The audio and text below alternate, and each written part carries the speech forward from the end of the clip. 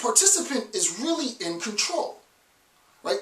If your participant, think about this, right? This is, I'll get a little bit deeper, right?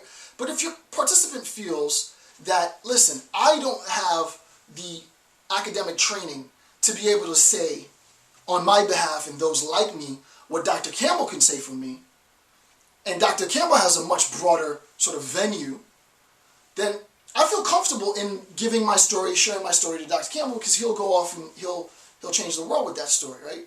And I know, because I've been informed by him, that if I feel uncomfortable anytime I can bow out, it's better to have a participant have that assurance in you, the researcher, because then they'll freely divulge anything you want to hear, right? If the participant isn't considering the story, isn't thinking about the narrative, isn't recreating the accounts that you're trying to get from the participant, but is more thinking about, do I really trust this person or not, your research findings are going to be crap, right? Your research findings are going to be muddled with hearsay, or they might tell you what you think they want to hear.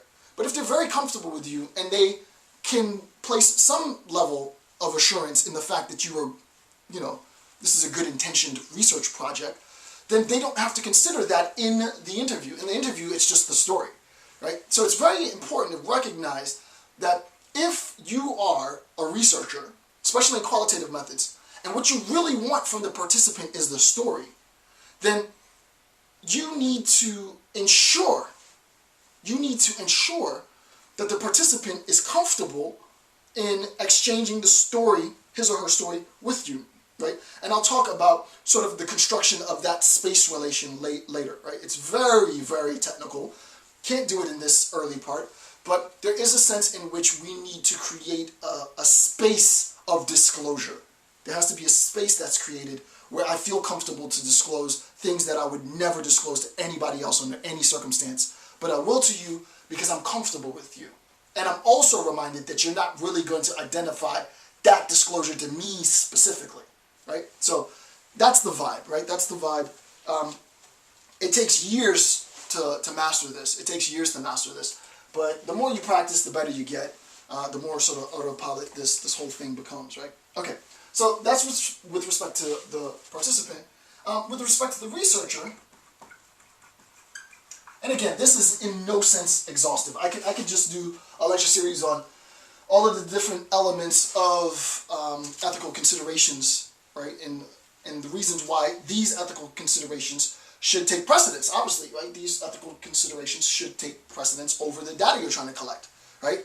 I want to make sure that my participant and my participant's disclosure are private, right? I want to make sure that my participant has consented. I want to make sure that my participant knows that he or she can end the research at any time, right? All of these things, all of these elements of ethical considerations take precedence over the observational data, the story, the narrative, whatever your observational data will be, the performance from your participant. Okay, next aspect. With respect to the researcher, first, you want to make sure the researcher possesses sufficient training to conduct the experiment, survey, interview, research, right? The researcher needs to have sufficient training, right? So there has to be sufficient training.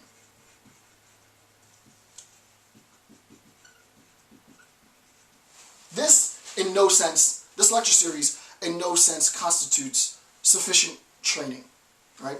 You need to be authorized by your academic community, by your government, by federal government, by international third party bodies or third parties to be able to conduct research. I am not in any sense saying that you can take the things that I'm teaching you and then go on your happy way and conduct research. I mean, that's sort of a given as a disclaimer, right? The idea, however, is assuming that you are looking to get trained in qualitative ethics, qualitative methods, and the ethics concerning qualitative methods and data collection, there's going to be a sense in which you're going to have to be institutionally affiliated, right? I'm affiliated through my university. Or if you are a representative or a grant writer for an NGO, then your affiliation will be through the NGO. And the ethics committee and the ethics boards that you'll be reviewed by are probably federal, local, state, municipalities, right? This process of qualitative methods data assessment, only in part are you sufficiently trained if you conceptually understand. I would say that this is a very, very significant aspect, maybe a third of the aspect. The totality of qualitative, the ethics of qualitative methods is understanding, right? Which is why I'm doing this, because I think it's definitely viable, is understanding the limitations and the restrictions, just to have someone else tell you that, make sure when you're conducting your research you think of this. You might not, but make sure you think of this. I will sleep better at night knowing that I have put out into cyberspace these ethical considerations, because then it'll be much more difficult for individuals to say that they didn't have access to readily available information telling them how they should act when conducting research, right? The researcher needs to have sufficient training, right? You can't go out there with a microphone, stick the microphone up to somebody, and start asking them about their childhood. So, tell me about your childhood. How bad was it? No, you don't do that. You don't do that because you don't know, especially if the participant, in scare quotes, isn't prepared for those type of questions. You don't know what can manifest from that. That's a very dangerous game to play, right? It's dangerous for the participant, it's dangerous for you, the researcher, right? It's a dangerous game to play. So what you do is, and I'll talk about gatekeepers and the role of gatekeepers later, but you gradually sample individuals within the population and their representatives, the gatekeepers in the population, until you find those participants who are willing, right? And that takes training, right? And I'm not really worried so much about the training because you wouldn't be watching this video unless you already had an idea of what qualitative methods was, and you were either seeking institutional affiliation or are already institutionally affiliated. Okay, so that's the first. Number two, you have to be cognizant of perceived power relations and balances between B/ is between, I hate writing out between, so it's just B/, between the self and the participant, right? You have to, in a real Foucauldian way, have to recognize that you, the researcher, have a lot of authority. It takes a particular type of person. Think about me, for example, right? And my status in society. And I don't say that with any regard, right? Screw my status in society, but just what the perception of my status is as Jason J. Campbell, right?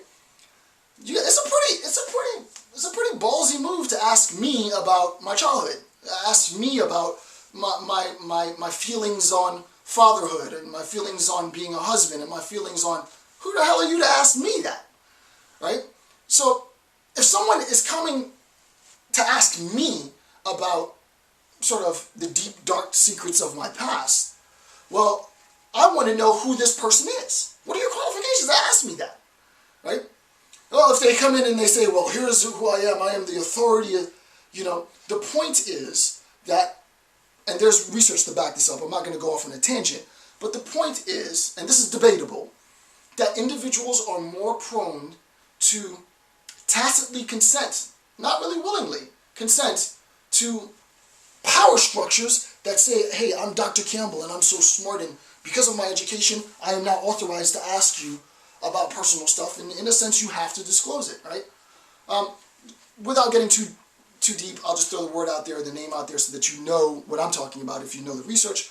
Milligram's obedience to authority sort of research speaks to this idea, right? The fact that someone in a position of power can make you do things that you otherwise wouldn't do or disclose or say simply because it's the authority figure. So you have to be cognizant of that, right? When I go into a qualitative methods interview, they know that I'm a professor. They have an idea of my credentials, but I don't go in there, suit and tied up and super starched collar and hey, it might be that can be overbearing. That's my phone, right? That can be overbearing for many people, right? It's too much authority. It's too much power. I'll go in there casual, but not too casual, right?